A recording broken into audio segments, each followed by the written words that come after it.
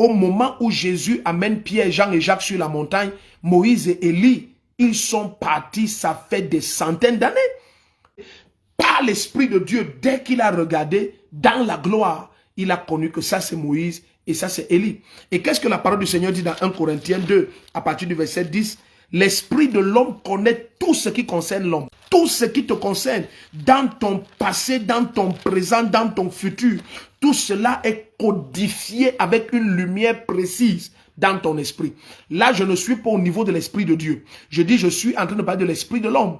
Et puis tu vas maintenant voir quelqu'un qui s'ouvre aux facultés occultes. Et il commence à te parler de son passé depuis, par exemple, le ventre de sa mère. Ou si dans cet occultisme où il est entré, on le trompe, il commence à parler de son passé depuis le royaume des ténèbres. Or, l'esprit de l'homme connaît tout ce qui concerne l'homme. Ça veut dire quoi? Ça veut dire ce que ça dit.